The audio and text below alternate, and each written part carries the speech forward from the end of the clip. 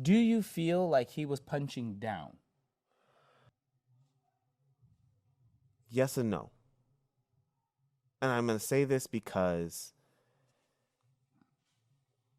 you see a lot of, and I feel like this is going to be a much larger episode that we have in the future when we explore LGBTQ plus.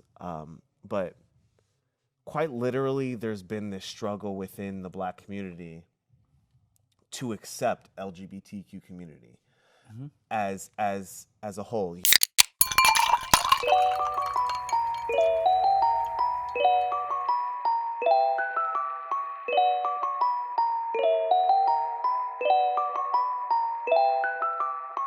What's up, peoples? It's your bartenders, Mr. Z. And your boy Omega. Apologies for the wonky scheduling while we're getting our season 2 in order amidst the holidays. But we're back at it to bring you a heavy conversation about and through this giant game of telephone, its effects on our society, and its role in larger conversations surrounding comedian Dave Chapelle. As every episode, we want to thank all of you for listening. We truly appreciate you listening to our hearts and minds on varied and difficult topics. Special thank you goes out to our Patreon subscribers for their support of the show. Every little bit helps us reach our goals to invite more high-profile guests and create bonus content. And if you want to join in our conversation outside of this cast, feel free to hit us up on Twitter or Instagram at HaveADrinkCast, and make sure to use that hashtag HADcast. Remember, this is always a conversation. If you don't agree, you want to voice your opinions, or even suggest a topic for an episode, feel free to join our Discord as well. The link will be in the description. And please, if you like what we're doing here, share us with your friends, your family, your neighbors. Hey, play us on your car speakers at full volume on your commute to work. Those drivers need some Hadcast, or maybe more than that. Your referrals mean a lot to us, as that's how we gain more listeners. So, thank you again. And get prepared to sit, think, and have a drink. Welcome to Have a Drink Podcast. Enjoy the episode. We said, peace. What's up, peoples? And welcome back to another episode of the Have a Drink Podcast, where we invite you to sit, think, and have a drink. We're your bartenders, Mr. Z. And I'm your boy Omega. Hey. What it do, brother? What's up, brother? How you doing? I'm blessed, not too stressed, and I'm happy to be here. How about yourself? Oh, I'm right there on that same wavelength. Oh, wavelength. Wait. See, this is why I said red leather, yellow leather. Laugh at me before we start. Look what we got ourselves into. I get wibbly wobbly. But no, I'm on that same wavelength. You know. Yeah, I pause. Fumble. Oh, man. Anyway, as you guys can tell, we missed each other as well as we missed y'all. So we're back at it again to have another great conversation. Hey. So, wellness check, my brother. Wellness check. Like I said, I always have to say it before I do it. I just like to do a nice little wellness check just to check in with you and make sure that you're doing well, just like myself. And again, I got this from the I Am Athlete, Mr. Brandon Marshall, who's really big on mental health. I love this idea, so I'm going to make sure that we do this. And I suggest you guys do this with you and yours. You know what I'm saying? Yeah. So on a scale of 1 to 10, 10 being the greatest, 1 being I really need help, where are you at? What's your mental fitness, your physical fitness, and your business fitness? Okay. Mental fitness, I'm about, still at like a 7-ish, just been working, going, traveling, being here, being there, just, hey, right on, my brother. Oh, that's good. That's delicious. Yeah, no, just being all over the place, trying to feels like I'm juggling a lot. Like I said, probably last episode, you went from nothing to everything. Right. A lot of work and, yeah. So like I said, about a 7. Physically, I think I've gone up to about an 8. I started, moving a lot more, being more active in various ways. I'm still kind of wobbly on my foot. But that's going to take some time to finish healing. Makes sense. Yeah. Makes sense. And then you said business fitness. It's about 8, 9. We're working we're working through a lot of things, but a lot of it feels like a hurry up and wait because, That's entertainment. That is entertainment. It's a lot of, waiting for those things to just kind of kick off the rest of that roller coaster. You're getting up to that last little tick, tick, tick. And you're about to drop it. It's that anticipation. There's a saying my mom always had was the pain is in the waiting. And it's like my mama says. My mama said. My mama said. But yeah, no, definitely. Like the pain is in the waiting. It's always hard when you're waiting for something that you most anticipate and you're excited for. So yeah. That's crazy you say that, man, because I'm vibing with that part. But I can't speak on any of that right now. But so you said you were at again, so tell me your numbers. 7, about... For what? Mental 7. Mental 7. Physically 7. Physical 7. And business 8-9. Business 8-9. That's great, brother. My man. Hey, that was an awkward high five. But yeah, because I'm like, you want to go this way. That was from my brother Richard White back in Houston. There you go. Hey-o. Hey-o. Oh, gotta get that brother out here, man, and on the show. That'd be great. So for me, mentally, this week I am honestly about at a 8. Okay. I'm at about an 8. I say 8 because I'm more focused on my school and getting stuff done. And I feel like I'm getting more in my bag coaching-wise, especially for my children with PE, which is great. So I'm really feeling like I'm coming into my own as my own teacher and growing, which is great. So mentally, I'm at about an 8 right now. Physical fitness, I'm at about a solid 6 because I'm not getting my training like I want to. I did go to jiu-jitsu yesterday. Shouts out to Coach Leandro. No flipping sweeps this week, which was great. So that means I didn't get flipped over like I did last week. But anyways, it was really good. And my wife and I were on the same page of, she's like, yo, you need to get in there at the very least once a week. And it brings so much joy to my heart and ease to my mind when even I have that support system that's like, I heard you when you said mentally and emotionally you needed this. Get out and go do it. I want you to go. I want you to go train. And with those nice, kind reminders. And even though this person probably will never, ever hear this, since I'm talking about jiu-jitsu, shouts out to my good friend Alex Roman, a.k.a. Coach Arrow. He just got his black belt yesterday. He just got his Brazilian Jiu-Jitsu black belt yesterday. So congratulations and shouts out to you, my friend. Congrats. Congratulations. Woo! That is no small feat. That is a huge one. So I'm happy for you and proud of you.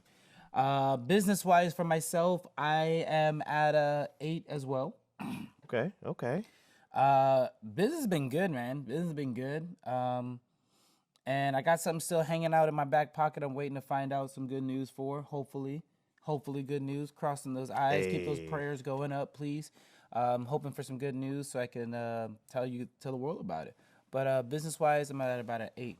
And another good news to say is shout out to my brother and his wife. Since this will be airing later this week, so I will say on Tuesday it was their 3-year wedding anniversary. So today is their 3-year anniversary. So happy wedding anniversary to my brother Johnny and my sister-in-law Donna. Yes. All right. That was the entire stadium cheering for him. Yeah, all 3 of us. All 3 of us. Yeah. Ain't that right, Greg? All right. But yeah, no, isn't it interesting though? Just to think about it, as we're going through the wellness checks, like how much one of the categories can improve based off of the improvement of another one. As you're working on your physical health, you're trying to dedicate that once a week to working out, to getting in, to like just putting your body through it. How much that could even raise your mental health, and then in turn help with business. No, most definitely. Especially when your body is your business. Oh yeah. You know, for what we do, our body is our business. And it's not just the sitting here talking at a microphone, but we live very active lifestyles, you know, working for sports teams, doing dancing, being actors, being coaches, being fathers. Yep. Oh, being gosh. husbands, being boyfriends, being, you know, all of that is very physical, just as much as it is mental and emotional. So it is very important that we keep that mental fitness up, keep that physical fitness up, as well as all of that will help us with our business fitness. So it's very important that we do that. So Absolutely. yeah. Super important. Okay, so tonight, I mean, I did want to talk a little bit about what our topic is going to be. And I say this because a lot of things are coming out in the news about different people, different situations. A lot of times, you know, when we're dealing with opposing views, arguments, etc., a lot of times it can get lost inside of what I like to call this social telephone. Because right now we're stuck in this, we're in the smack dab center of this social media society where everything that's going on right now is one giant game of telephone. You know, where, you know, we have people who are just reading headlines to articles that don't actually pan out and mean what the headline was. The headline was just there in order to, you know, trigger an emotional response. What's that word again? Trigger. Clickbait. Yes, clickbait. That is what it is. Yes. So yeah, you know, like, and then you go through the actual article, it had nothing to do with that, but people are so stuck at that emotional clickbait. They're so stuck on that trigger that it's harder to see, you know, what is the whole of the situation. Right. I mean, it's harder to even see anything at that point because you're 100%. so stuck in those that emotion. emotions. Yeah, that was just triggered. Because I mean, being triggered is you know, you can see red. You know, you can feel, all you can feel is pain. Everything is painted in the color of that emotion. Right. So yeah, I mean, I feel like today it would be kind of interesting to explore that topic, especially with the things that are kind of going around. I know that. Well, speaking about that emotion, right? Right. And the triggers and clickbait, recently it came out about a former head coach, now former, as of this past weekend, former head coach John Gruden has stepped down and resigned from the Oakland Raiders. Or, whoops, excuse me. Oop. That was a slip of the That tongue. was a slip. We know where you're from. The Las Vegas Raiders. Yes, he has stepped down as the head coach of the Las Vegas Raiders because of some emails from 2010, 2011, 2012, around that time frame, that had some racial terms in there, and some homophobic things that were said, and misogynistic things that were said. And now, I'm not going to go through all that because by the time you've heard about this, by the time you're getting this episode, you've already heard it plastered across the news all over. Right. But the thing that some of you might not have heard is some of the views that I'm about to say right now.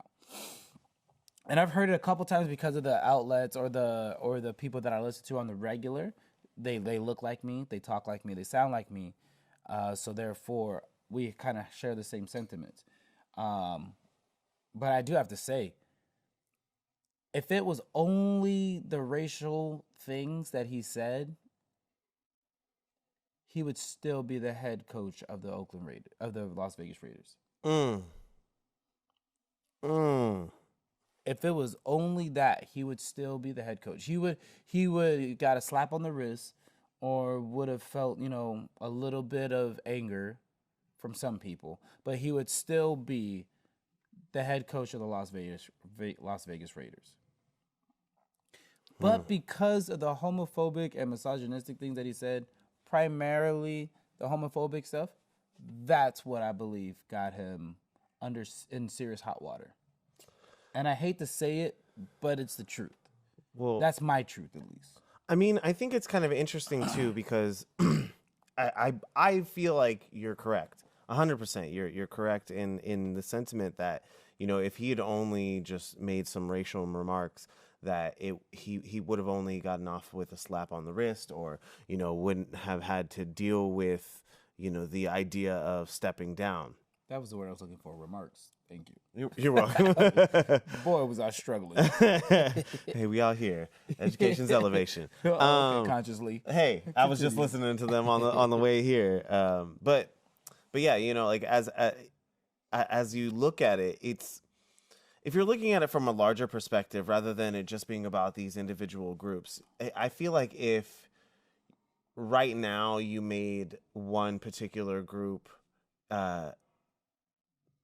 feel offended in some way, shape, or form, that's when you'll get a particular reaction, but you won't get something as heavy as what's happening now, because at that point you're offending multiple groups of individuals. You're reaching out. It's basically just digging the grave. If you're gonna slander the LGBTQ community, you're gonna slander women, you're gonna slander a specific racial group. It's this idea that the minorities that were once deemed minorities are no longer that, where they're starting to become the majority, because now the majority of individuals who are being offended are now being able to, now have a voice. And I think that's what it really is now having a voice. Right. And that kind of ties into everything that's going on with this idea of social telephone. Everyone has a voice. Right. Well, regardless if you're right or wrong. Like there's a lot of people that have they have the ability to speak confidently with misinformation. Like it's no longer, there's no longer this idea that, even if the individual is speaking confidently, that there are going to be people there that will stop and be like, no, that's doesn't feel like it's based in fact. Let's actually break that down and research it. Especially surrounding that particular situation. I mean, quite literally, the way the everything came out was from like the emails that were being leaked. Obviously, somebody saw it and told somebody else. I mean, you get this larger effect, larger spread. Well, it was because the NFL is doing an investigation on the Washington football team and whatever's going on with them, and that's how they came upon these emails. So it's pretty interesting, and I mean, and it's going to be kind of like my loose tie into the next topic of, it's crazy that this is how I felt, because just the week prior to this happening, I watched the Dave Chapelle special, The Closer. And the way, even though it may have came out wrong, it came out the way he wanted it to come out, and people are going to perceive it the way they want to perceive it. But the way I took it, me personally, the way he said it is what just played out with the John Gruden thing. Like, you can get away with killing people or killing black people or saying something really racial or racist, but if you offend this other group, it's a wrap, Jack. Just like that. That's it. Like, there is no doing that and coming back. And at first I was like, that's kind of a bold statement. But then this John Gruden thing happened. I was like, this just literally played out like a week later. Like, how is this crazy? Like, am I tripping? I was like, no, because after you sit back, you really look at it. Now, what I'm also going to say is I have to remember a new word I learned about, intersectionality. Yes. Intersectionality. Yes. I have to be mindful of that in that same regard, too. Because I do have to remember that there are a lot of black people that are in the LGBTQ plus community. So they have those multiple things that they have to worry about. Not just the racial side, not just the homophobic side, but also the misogynistic side. But then also, it's all of that wrapped into one. Yes. So they have so many different things they have to worry about. Yes, I am very aware of that, and I acknowledge that. But I'm just saying, like, it's crazy at how people were so mad about what he was saying, but then in the same blink of an eye, it happens. Right. In the public eye. And right. nobody says anything about it, really. Right. I mean, quite literally, I was listening to on my way here, and like earlier today, I was listening to both the Breakfast Club and with Charlamagne the God, and as well as the Chop Up Show, and shouts out to the Chop Up Show. Chop chop. Quite literally on the very specific topic of Dave Chapelle stand-up special, The Closer, and things like that. Like, they were saying something along the lines of, like, you know, when we're looking at these situations, when we're looking at that specific topic, I mean, if we're going to focus on that for a minute, like, it does deal with a lot of intersectionality, you know, but a lot of times we don't think about how it overlaps with certain people. Like, being someone who's in the LGBTQ community, I'm not going to speak for everybody in it, but from my own personal experience, a lot of times I come across other people, POC people that have expressed to me what I'm feeling of like, you know, this community, it feels like, yeah, there's this freedom, there's this openness, but it doesn't feel like it's that way for everyone in the community, especially being somebody who's, you know, like part of the people of the global majority, you know, like it's that feeling of, yeah, we're this, we're part of that, we stand up for it. But at the end of the day, I mean, you're still a person of color, right. You know? But like, circling back to like specifically what somebody said in what was it, the Breakfast Club, they were talking about what did you just say? You said about Chappelle, the closer, about how he spoke on about if you murder or kill somebody that's black, right? You can get away with it, or not really get away with it, but nobody's really mad. But then if you talk about the LGBTQ or right, yeah. I mean, in the Breakfast Club, I don't know. It felt a little just weird because I was listening to these two opposing talk shows, so to speak. You know, one being the a one podcast. With Flame, the Charlamagne the God, that one. Yeah. I don't think Flame was there. Okay. They were just talking about specifically the Dave Chapelle, how he doubled down on his remarks. Yes. But they were like just kind of seeing these two opposing views. You know, they were speaking on how they felt like, you know, Dave was saying some stuff that was really impactful. Mm-hmm.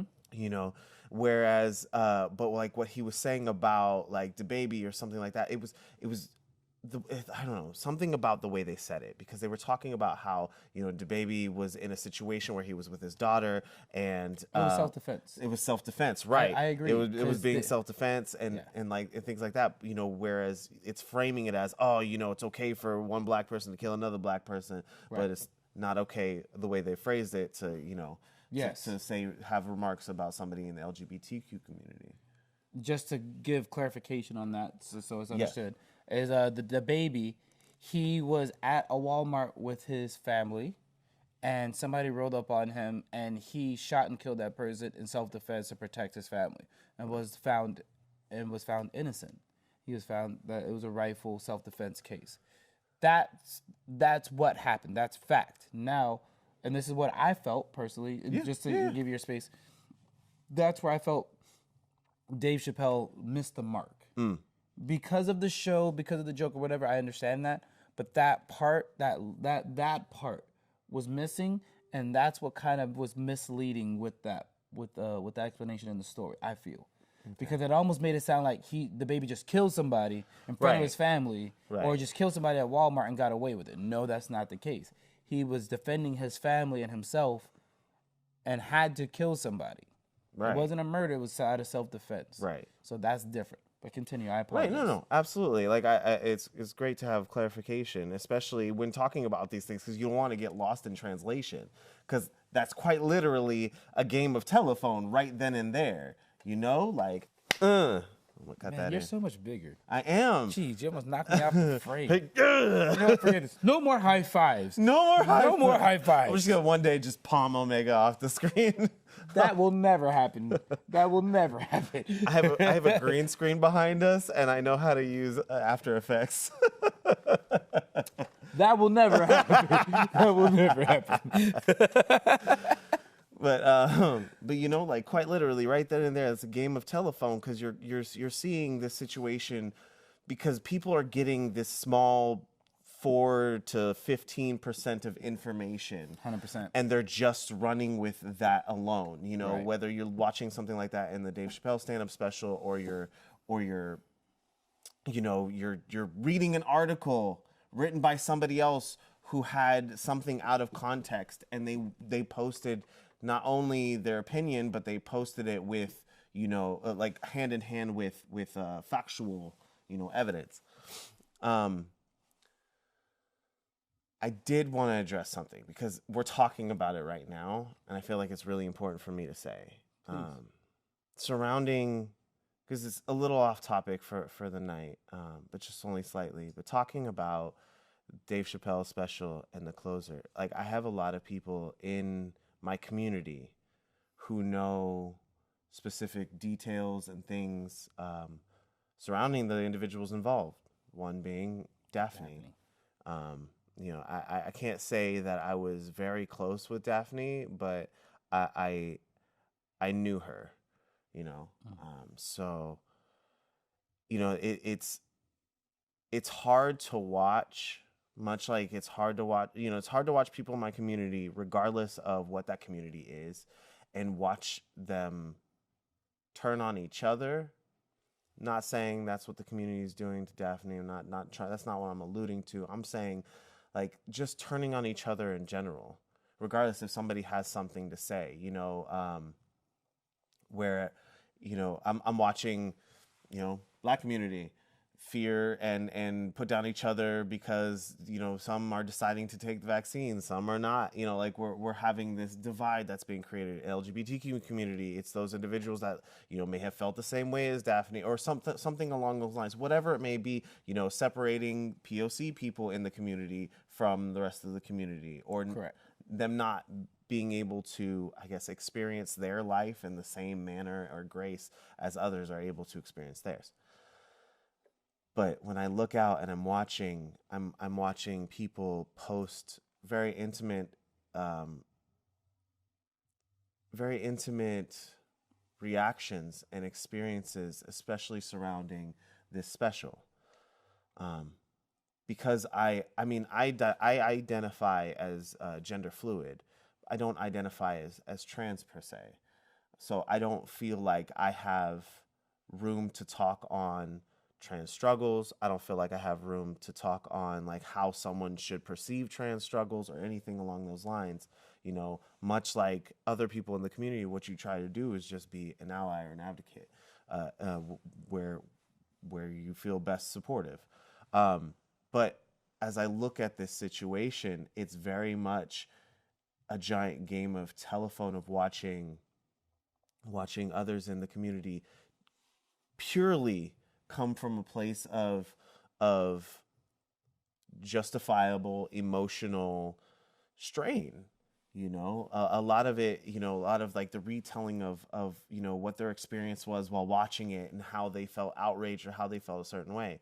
Now, being somebody who's also watched The Closer, like I got to see a lot of the what you would call the other side to the story, because you'll never really know what someone's experience is. I can't speak for Dave Chapelle. I can't even speak for Daphne, you know, but what those around her have said, like family members and things like that, you know, they believed that there was so much more that was a weight on the entire experience that Daphne was having that led to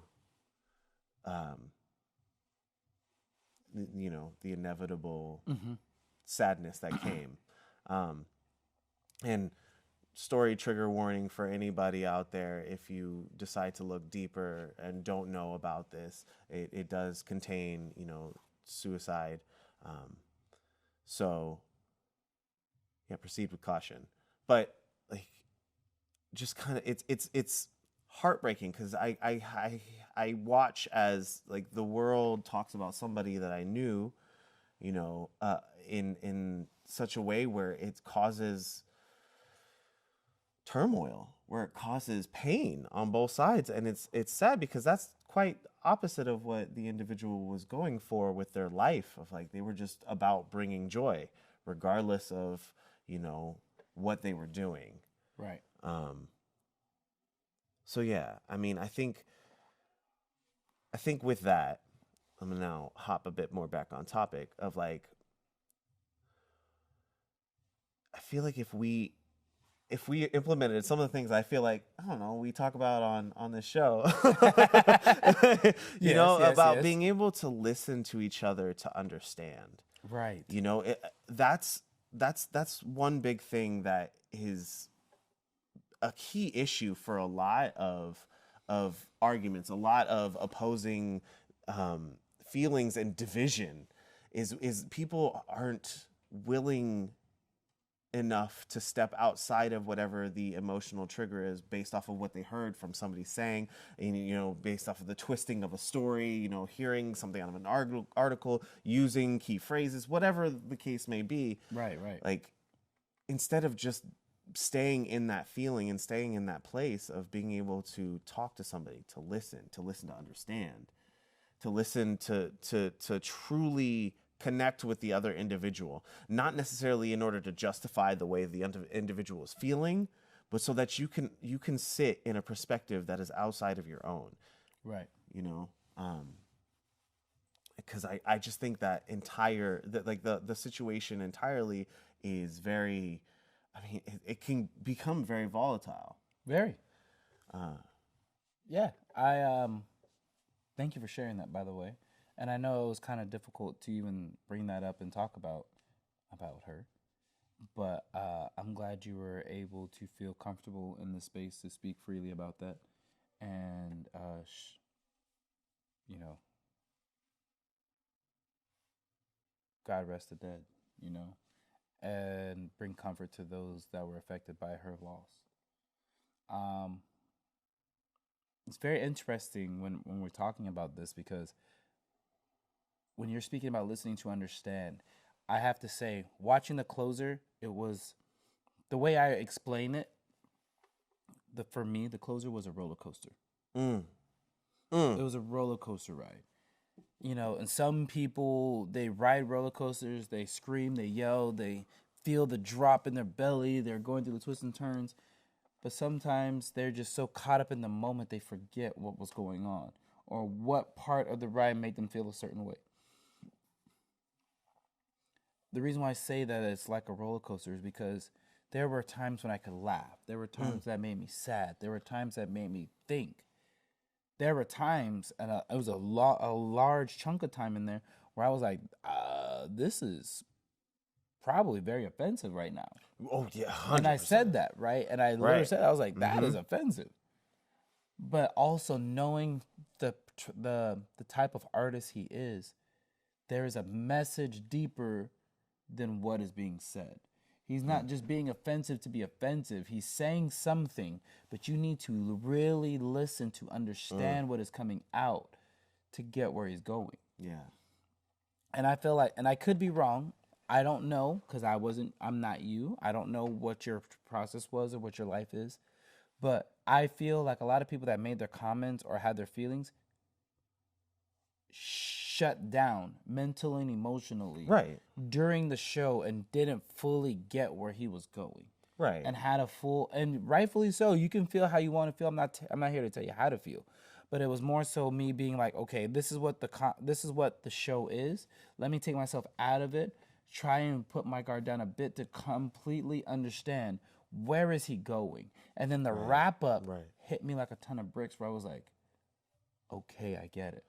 Right. I won't say he was right, because I can't speak to that, because that is that man's truth. Right. But I can tell you, on my own feelings, on my own personal journey, me on that roller coaster, I was like, okay, I get it. It was rough getting here, but I understand where he was going with it. Right. It wasn't bad. I won't say it was great. It wasn't something that got me feeling like I was elated after, where I was in stitches laughing. But I will say he took me on a mental and emotional journey, not journey, but roller coaster. And when I came out, when I was done, I was like, I get it now. Yeah. I mean, I don't know if you're talking to this specifically, but I will say something that he had said, which I thought was interesting for his specific experience. Now listen how I said that. I said his specific experience, because that's not saying he's speaking for everybody in the culture, not everybody in the community. But what he had said was, you know, when I'm saying all these things and I'm making all these jokes, it's not because I feel a certain way, that I feel, transphobic, or that I feel homophobic or whatever, that I hate them, or I hate you, or hate whomever. I'm jealous. It's hard to, just look over and be like, wow, that movement is doing so well. It has been 400 plus years, and it's still such a struggle for us to even get the ability to change the course of things just based off of somebody's, racism towards us, or comments towards us, or what have you, and being able to look at. And I thought about that because that resonated with me personally, because I thought that's interesting that that's the feeling, because I often look at other demographics of individuals who are marginalized, and I feel those same sentiments. Not that I'm making fun of them out of that jealousy or whatever, but it's looking at their movement as a whole and just being like, wow, right. I would love to see that kind of traction for us. I would love to see that kind of growth. I say all this to rewind a little bit, back up into the Chop Up episode of the Dave Chapelle Doubles Down. Second shout out. Where they quite literally were talking about, something that you mentioned, you're looking at this artist and their art. And, a lot of people are going to come up with the saying of comedy is supposed to be offensive, or comedy is offensive. I mean, quite literally, when we started off with having comedy, it was jesters in a court, and what were the jesters doing? Jesters were making fun of the situations around, and they would make fun of literally everybody in that room or the kingdom, including the king himself, just to bring levity to the situation, to bring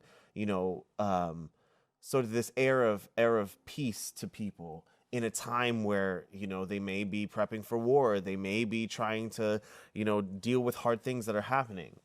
But now, as time has evolved and things have caught up to this age, it's still something that has been so, what do you call that? Very much based on that shock value, Very. Where they try to make comedy, that raunchy, push the envelope kind of thing. I mean, quite literally, something that I personally felt, pain while watching, because like you said, it was an emotional roller coaster watching it, because it was just quite this up and down of oh, that was offensive, that was funny, that probably shouldn't be said. But watching, I kind of felt pain every time people would laugh, especially because I watched the closer after all the controversy blew up, because we're going to have this episode of the podcast and it's kind of part of doing your due diligence. But it's the fact that people, especially if you know Dave Chapelle from the Chappelle Show, quite literally you have individuals laughing at him calling other black people niggers. Yeah. You'll laugh at all the black jokes, you'll laugh at all the slave things. I mean, first episode, NIGJAR, it's the nigger family. Niggas. You laughing right now because that shit was funny, but only because give context. They were white. They were a white family in the 50s, and their name was niggers. Yes, and so you have this their last name. You have this overlap of. I mean, he's supposed to be the shock and awe kind of comedian. He's supposed to be that. But also in that same breath and that same sentiment, you can be shocking. You can be all of these things without having to put down a specific group of people, without having to push on those pressure points. And that was a point that they were making on the Chop Up. They were talking about how, you're trying to send this message, but you're sending it through the wrong medium.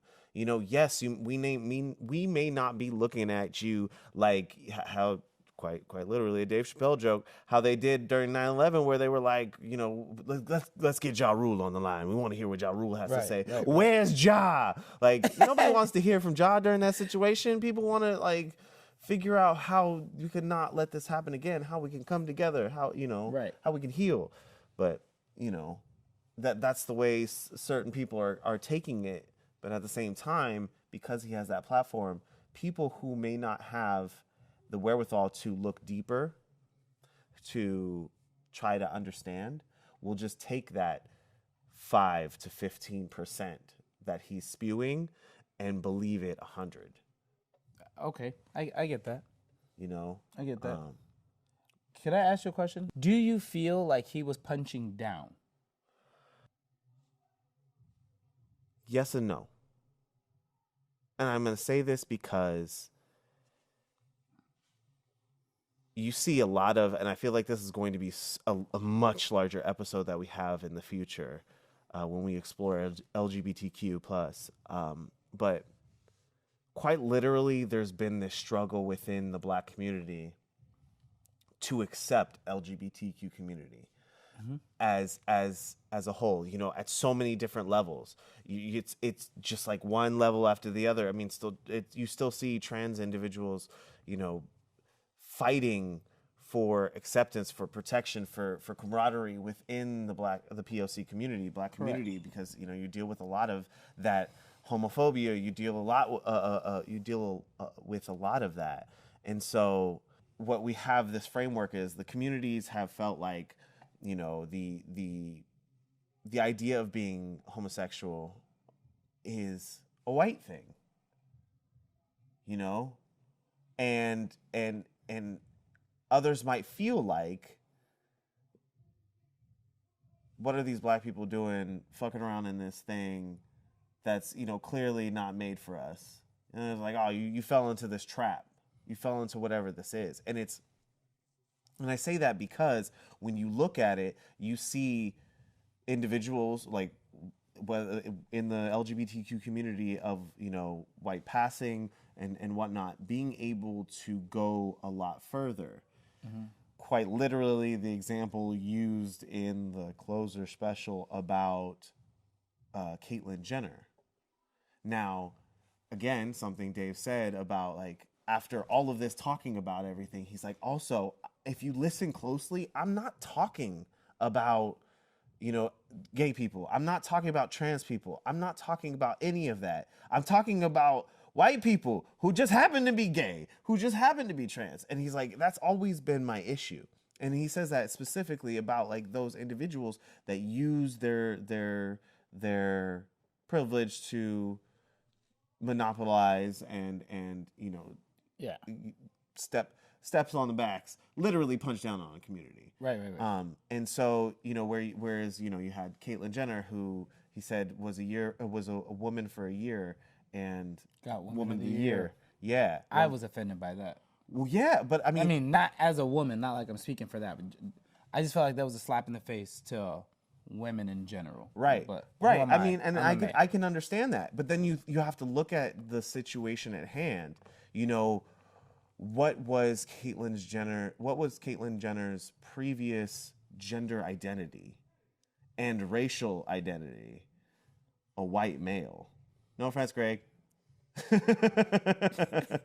So I mean, you know, it was quite literally putting yourself in that position of, like, he you know, went from Bruce Jenner, transitioned, she became Caitlyn Jenner, and then monopolized and, you know, dominated in a certain area or was deemed a certain thing. Albeit, you know, that's now trying to show an extension of camaraderie, you know, of saying, like, we understand, we see you as who you are. I mean, there's so many levels of this because you can't speak on everybody's hearts and minds, you know? So, I mean, most of this, I behoove you to understand, is speculative. And, like, I say that because you can't, like I said, you can't know everybody's hearts and minds to the T, especially, you know, especially through the lens of whatever the last person said to you, you know. True. I was wondering if I got to my point of what I was saying. I don't know, but I have one last question before we begin the wrap up. Yep. I actually have two parts. Is RuPaul considered a woman or a transgender woman? I feel like I can't answer that definitively, but I feel as if RuPaul came out as either gender fluid or non-binary. Okay. Because I know people refer to RuPaul as, with the pronouns they, them, but also she, her.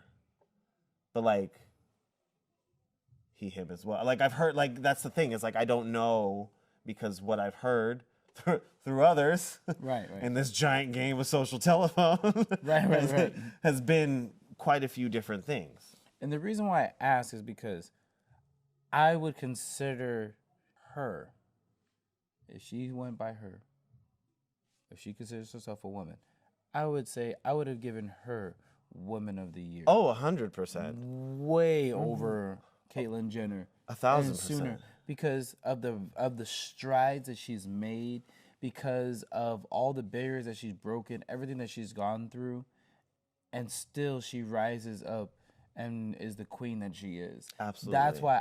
That's why I asked. And I mean, who am I? I'm just a black cisgender male who doesn't really know that community all that well. But from the outside looking in, I would have given it to RuPaul first and felt more comfortable with that choice than I would have Caitlyn Jenner, because I felt like it was just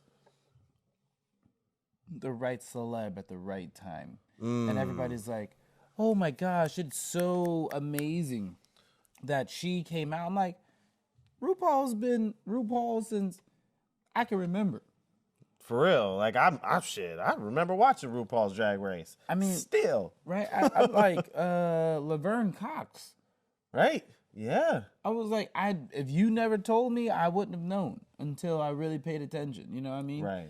And it's just like, that's what I'm saying. It's like you broke down those barriers and you really made something happen. Yeah. I mean, and those are just the ones that I personally know. And of course, they just happen to be black. But that's just what I'm saying. It's like, but Caitlyn Jenner, I'm like, you popped up like 5 minutes ago. And then you're a Woman of the Year all of a sudden. Right. And then you're becoming a Republican front runner. Right. I mean, a lot of it too, I fear, and I feel like a lot of people in the community would fear the same, but of having, becoming a trend. If anything, black people understand that. We have this fear of just being a trend all the time. Everybody wants to do it just because it's trendy. Everybody wants to be a nigga, but nobody want to be a nigga. Like Paul Mooney, R.I.P. Well, we are trendsetters. I mean, yes. Culturally, we're trendsetters. Absolutely. So that's kind of what happens. But I did realize I didn't answer the second part of your question earlier when you said if I feel like he was punching down on the group. I said yes and no. And I said yes because of what I had mentioned earlier.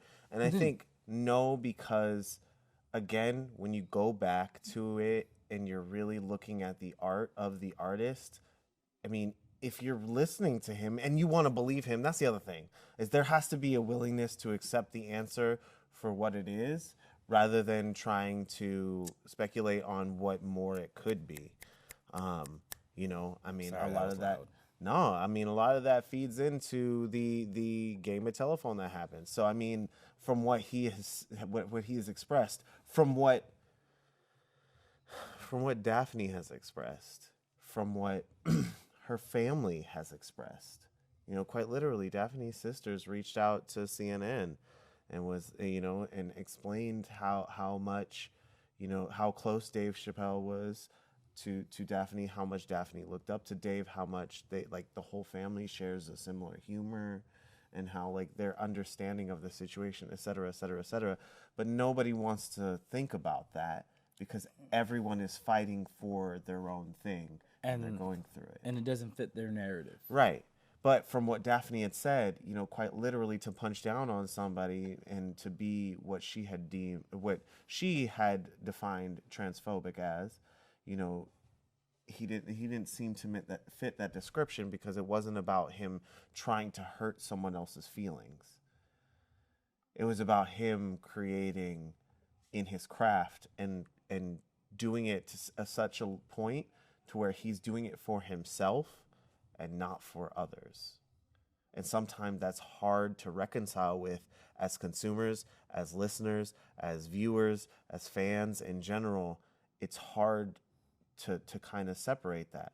Now, like I said, I'm not trying to speak on trans issues. I'm not trying to speak on, the trans struggle, just more speaking of my own observation, my own heart and my own mind, and what has come from my own experience in this situation, yeah. I was thinking about this, and I was thinking why people are so reactionary, why we're so hep to diving in and believing in that social telephone. And I was thinking about it in the sense of, we have this growing feeling of racial divide, of sexual divide, of identification division. We have the country divide. And I feel like that only exists purely because of where we're at in the level of technology. Hear me out. Listening. Okay, if we think about the way literature has gone, the way media has been published, the way we put out all sorts of different types of stories and viewpoints and things like that, a lot of the majority are heavily heavily pushed things that are public are a lot of the things that we feel have been historically leaning in one direction or another, where we have it being male, where we have it being a specific race, what have you, where we find that essential connection and prevalence of racism, misogyny, homophobia is based off of the algorithm. Now, I say that because if you think about an AI, I was talking with one of my friends. I think this is a fun little tidbit. I was talking with one of my friends who's working on an AI program. That's about all I can say. But basically what they were describing to us was the process and the pattern of AI learning. And the way AI learns is it accumulates all the information that you feed into it, and then they output whatever directive or things like that you add on to them, right?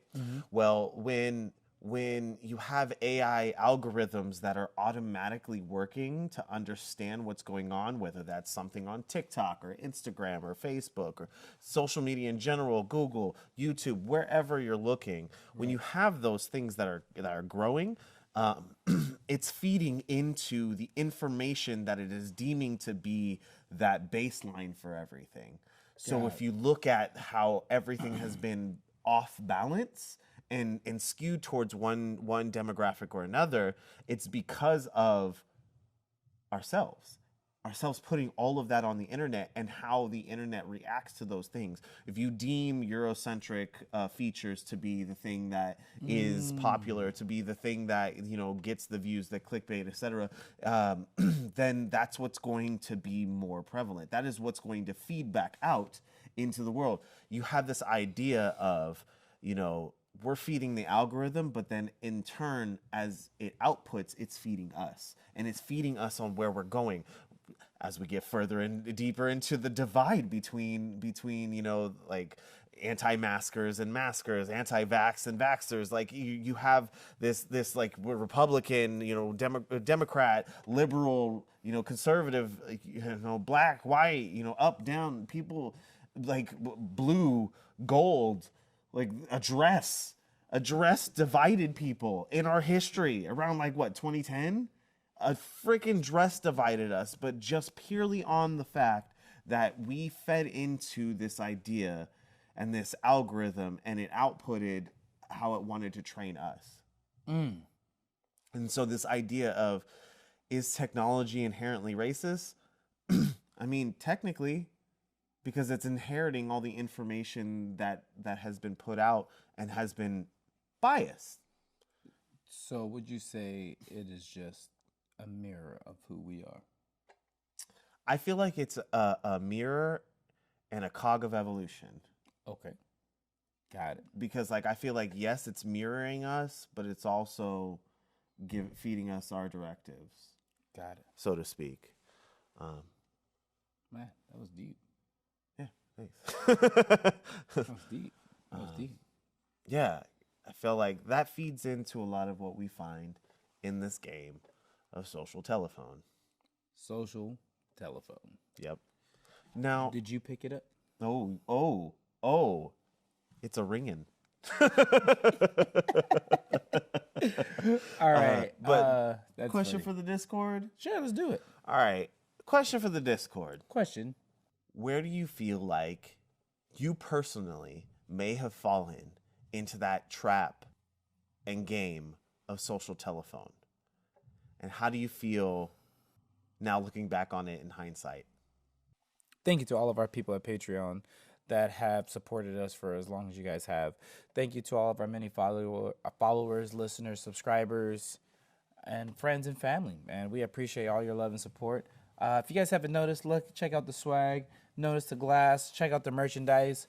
Go ahead, purchase something, help support us in another way, and share those pictures with us with the hashtag HADcast. Let us see what you guys got. If you guys notice, we got our mugs here. We got our cups here. We have a flask here. We also have shot glasses that we moved over there. Yeah, man, we got stickers. We got hoodies. We got shirts. I'm trying to tell you, man, support your local business. Support your small businesses. Hey. Support local artists. You know, just support everybody. You know what I mean? Loving it. Love it. Sweet. And if you want to continue in this conversation outside of here, feel free to hit us up on Twitter, TikTok, or Instagram at Have a Drink Cast, and make sure to use the hashtag HADcast. That way we can see whatever it is you post, especially when we're talking about this idea of telephone. Like, I think it's really interesting to see how we can even probably start a giant game of telephone through that hashtag. I think it would be interesting to see the outcome of that and where we can go. For sugar down. Absolutely. All right. It's about that time? It's about that time. Yeah. Raise your glasses, raise your glasses. Hey, yo, that guy's got a lot to drink. Not me. I do. I have quite a bit to drink. All right, kings, queens, and royals in between. I want to thank y'all for joining us again on another successful episode of the Have a Drink podcast, where we invite y'all back to sit, think, and have a drink. That's been us. Peace.